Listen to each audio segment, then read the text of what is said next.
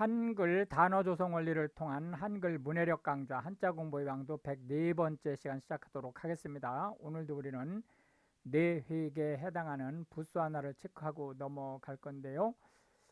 털이라는 뜻의 모부를 체크해 보겠습니다. 모부에 해당하는 대표적인 한자는 자기 자신인 모, 한자를 제시하고자 하고요. 오늘 첫 번째 살펴볼 한자는 바로 모자가 되겠습니다. 그리고 이제 참고로 말다라는 의미의 부가 있는데 대표적인 한자로는 어머니라는 의미의 모자가 있죠. 이미 그 모자는 살펴본 바 있기 때문에 오늘 여기에서 부수만 확인을 하고 넘어가는 거로 하겠습니다. 첫 번째로 살펴볼 한자는 털이라는 의미의 모자가 되겠습니다. 그래서 여기서 삐쳐 울림으로써 이제 종결 짓는 구조가 되겠고요. 하나, 둘, 셋, 넷 해서 총 4획에 해당하는 한자가 되겠습니다.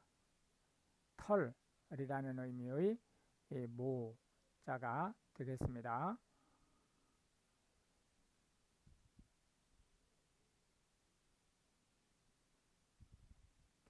모발 하면 털을 얘기하는데 통상 머리털을 얘기하죠. 따라서 이제 모발이라는 말은 이제 동물의 털에는 잘 안 쓰고 사람의 이 머리털을 얘기한다. 이렇게 이제 보시면 되겠습니다. 모피라고 하는 것은 옷감으로 사용되는 동물의 털 또는 가죽. 털이라는 의미와 가죽이라는 의미를 모두 가지고 있기 때문에 그 맥락을 보셔야만 이 모피의 정확한 뜻을 알 수 있습니다. 모직이라고 하는 것은 동물의 털로 만든 옷감을 얘기를 하죠. 근데 이제 옷감이 이렇게 모피와 모피도요, 이 가죽 모피는 옷감이죠. 이런 옷감이 아니고 이 털로 가로 세로 이렇게 짜서 만든 옷감을 얘기합니다. 이 직이라는 의미가 털을 짜서 만들었다는 의미입니다. 음모라고 하는 것은 이제 생식기 주변에 난 털을 얘기하는데 음모의 특징은 색깔은 모발하고 무조건 같습니다. 그러나 이제 그 형체가 모발이 주로 둥근 형체인데 반해서 음모는 이제 각이진 형태를 가지고 있죠. 불모지라고 하는 것은 황폐한 땅을 얘기합니다. 개간되지 않은 땅을 얘기하는 거죠. 농경지로 쓸 수 없는. 모세혈관이라 하는 것은 아주 가는 혈관을 얘기합니다. 어느 정도 가느냐면은 적혈구가 여러 개 통과하기가 어려울 정도로 가는 혈관입니다.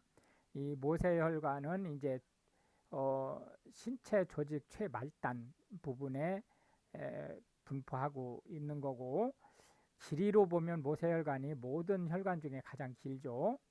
탈모라고 하는 것은 머리가 빠지는 증상을 얘기합니다. 일종의 질병이죠.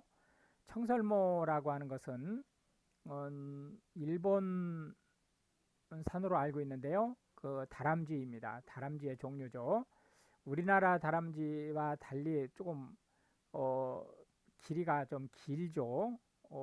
꼬리에서부터 머리까지의 길이가 좀 길고 색깔이 우리나라 다람쥐가 갈색의 그 회색 줄이가 있는 데 반해서 청설모는 검정색에 가깝습니다. 하모라고 하는 것은 동물의 털이 봄에 빠지고 가을에 다시 나죠. 그 봄에 빠지고 짧은 털이 될 때를 하무라고 하죠. 그러니까 하무는 상대적으로 거칠고 짧기 때문에 이 모피로서의 가치는 떨어지는 거로 보셔야 되겠죠. 선모라고 하는 것은 털실 같은 이런 형태를 선모라고 합니다. 가는 털을 얘기하는 거죠. 이 그러나 이제 이 선모는 주로 그 하등 동물들이 움직일 때 쓰는 털을 얘기합니다. 운동을 할 때 사용을 하는 털을 얘기한다. 이렇게 보시면 되겠습니다. 두 번째로는 병들다라는 의미의 병자가 되겠는데요. 두 개를 찍어주고 그 다음에 이제 여기 갑을병정 할 때 이 병자를 안에 써주면 되겠습니다. 그럼 병들다라는 의미의 병자가 되겠습니다. 하나, 둘, 셋, 넷, 다섯, 여섯, 일곱, 여덟, 아홉, 열 해서 총 10획에 해당하는 한자가 되겠습니다. 그래서 병들다 라는 의미의 병자가 되겠습니다. 이건 삐쳐 올리는 거죠.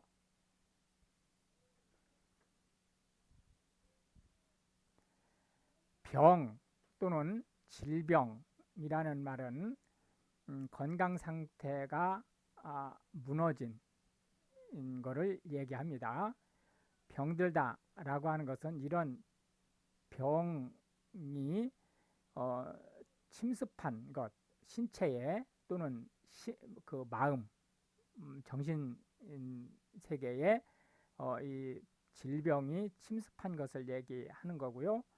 병원이라고 하는 것은 통상 우리가 지금 네이버 영어 사전에서 호스피럴하고 클리닉 두 가지를 제시를 했는데 이 클리닉은 병원이 통상 아닙니다. 우리가 의원이라고 얘기하는 거죠. 호스피탈은 입원실이 있습니다. 클리닉은 입원실이 없죠. 그래서 클리닉은 우리나라 말로 의원, 호스피탈은 우리나라 말로 병원 이렇게 얘기를 한다.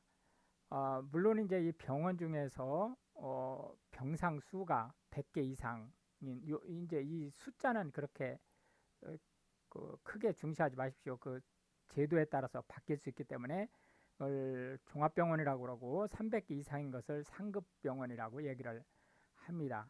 상급병원은 종합병원의 일종인 거죠. 병실이라고 하는 것은 통상 입원실을 얘기하는 겁니다. 원래는 병실이 그러나 이제 환자가 치료하는 목적으로 쓰는 전용 공간을 병실이라고 얘기를 하는 거죠. 통상 클리닉에는 원래 병실이 없는 거죠.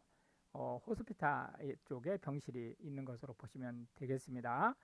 병원균이라고 하는 것은 병을 일으키는 균을 얘기하는데요. 원래 병원균이라고 하는 것은 이게 세균이란 뜻이거든요. 균이. 그렇기 때문에 병을 일으키는 세균을 얘기하는 겁니다. 원래는. 그러나 현대 한국어에서 일반인들이 쓸 때는 병원균 그러면 꼭 세균뿐만이 아니고 바이러스라든지 또는 곰팡이 균이라든지 뭐 이런 것들 그리고 이제 이질 같이 이제 단세포 동물 같은 거 생물 이런 것들을 모두 포함해서 병원균이라고 쓸 수 있습니다. 병폐라고 하는 것은 어떤 권력기관에서 그 일종의 이제 그 국민들한테 또는 행정 체계에 민폐를 끼치는 그런 관습, 못된 관습이죠. 을 얘기하고요. 동병상련이라는 것은 이게 같은 것이라는 동이고 이 병이 병들다라는 거죠. 같은 병이 걸린 사람이 서로 그 연정을 갖는다라는 뜻이에요. 그렇기 때문에 사정이 같은 사람이 서로의 사정을 이해한다라는 뜻을 가지고 있습니다. 그래서 이 동병상련이라는 말 자체는 심패티죠. 그러나 실제 이 동병상련의 이제 지금 현대 한국어에서 쓰는 의미는 심패티라기보다는 상호 이해하는, 처지가 같은 사람끼리 상호 이해하는 마음을 얘기합니다. 감염병이라고 하는 것은 감염병 예방에 관련된 그 법에 의해서 사람과 사람 사이 또는 사람과 동물 사이에 옮겨질 수 있는 질병을 얘기합니다. 전염병이라고 하는 것은 가축 전염병 관련된 그 법규에서 가축과 가축, 즉 동물과 동물 사이에 옮겨질 수 있는 병을 얘기하는데, 감염병이라는 말을 일반인들이 잘 모르기 때문에 그냥 전염병이라는 말로 다 씁니다. 원래 감염병은 사람한테 옮겨지는 거고 전염병은 가축, 동물한테 옮겨지는 거지만 감염병이라는 말을 잘 안 쓰기 때문에 그냥 전염병 하면 양쪽을 다, 사람한테 옮기는 거, 동물한테 옮기는 거를 다 전염병이라고 통상 쓰고 있다. 이제 그렇게 보시면 되겠습니다. 병신이라고 하는 것은 지체 중에 하나가 뭐가 문제가 있는 사람을 얘기하는 거죠. 원래가 그 지체 중에 뭔가 문제가 있는 사람, 하나가 부족하다든지 또는 더 많다든지 또는 뭐 짧다든지 또는 절단돼 나갔다든지 이런 사람들을 얘기하는데, 현대 한국어에서 병신이라는 말은 이게 이제 인격 문제가 있기 때문에 쓰지 못하게 하고 있습니다. 그러나 이제 그런 지체가 그 잘못된 사람을 뜻하는 것보다는 일 처리를 제대로 하지 못해서 어리숙한 사람을 뜻하는 의미로 더 많이 쓰고 있습니다. 그러나 현재는 이건 조금 전에도 얘기를 했듯이 인격 문제가 있기 때문에 쓰지 못하게 하고 있습니다. 마지막은 이제 사자를 살펴볼 건데요. 절이라는 의미를 가지고 있습니다.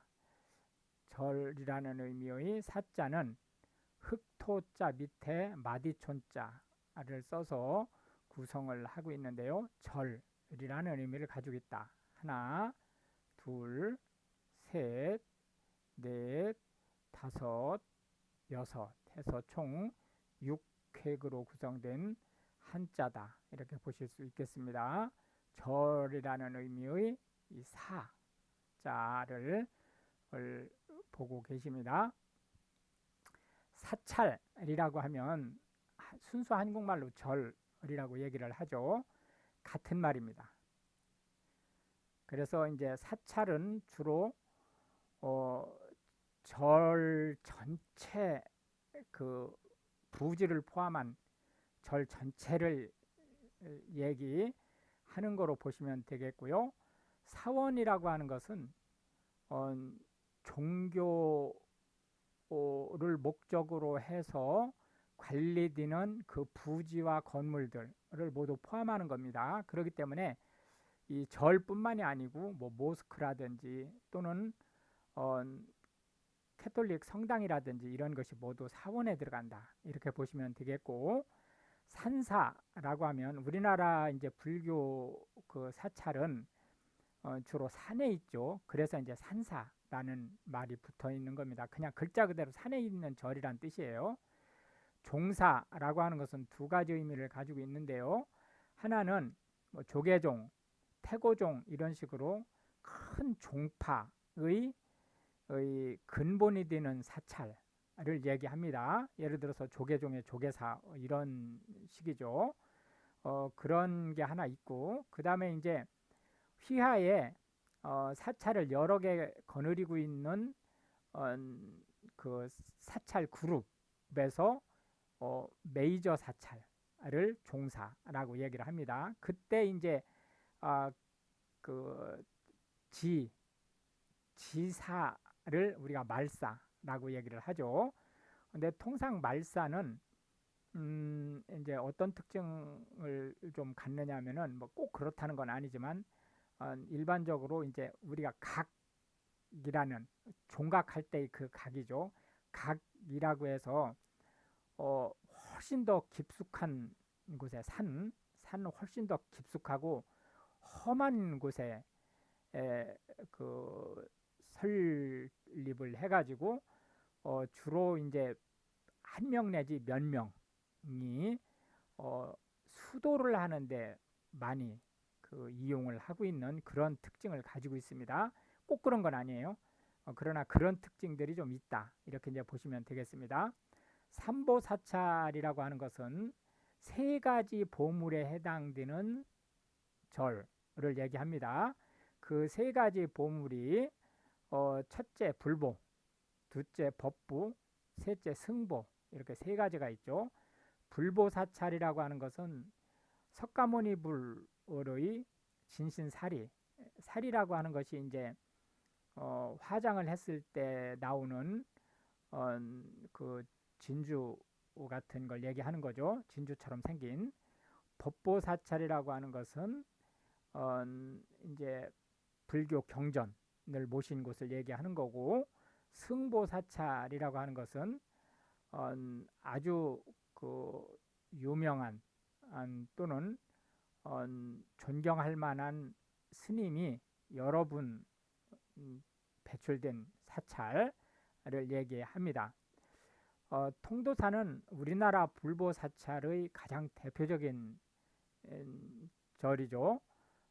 양산, 부산 바로 위죠. 양산에 있습니다. 이 불보사찰에는 주로 정멸보궁이라고 따로 있어요. 그러니까 진신사리는 사리는 다 탑에 그 보관되죠. 탑이 그 무덤이니까요. 그 진신사리를 모신 탑을 안치하기 위해서 조그만 이렇게 말사처럼 조그만 절이 하나 만들어지죠. 그 절을 우리가 정멸보궁이라고 얘기를 부릅니다. 이 불보사찰에는 이제 불상이 없습니다. 불상이 없이 그냥 불당만 있죠. 법보사찰은 이제 팔만 대장경을 모시고 있는 해인사가 대표적인 법보사찰이고요. 우리나라 승보사찰의 대표격인 이제 전남 순천인가요? 예, 순천 정확하게 제가 기억을 못하겠네요. 순천이 맞는 것 같습니다. 송광사가 우리나라에서 아주 그 뛰어난 고성을 16분이나 배출하신 한 그런 절이죠. 경천사지 할 때 요 지는 이미 이 사찰은 사라지고 절 터만 남아 있는 데를 우리가 지라고 얘기를 합니다. 예를 들어서 뭐 가문사지 이런 데가 다 마찬가지죠. 이렇게 해서 이제 오늘도 우리는 한 개의 부수 그리고 이제 참고 부수 하나 하고 세 개의 한자 그리고 각 한자에 대해서 현대 한국어에서 자주 쓰이고 있는 10개의 단어들을 살펴보았는데요. 이것이 한국어의 문해력을 향상시키는 데 도움이 되고 또한 특히 한국어를 배우시는 외국인한테 한국어 단어가 어떻게 만들어지는지 그리고 어떻게 활용되는지에 대한 폭넓은 이해를 전달해 드렸으면 좋겠습니다. 시청해 주셔서 감사하고 우크라이나를 위해서 기도해 주시면 더욱 감사하겠습니다.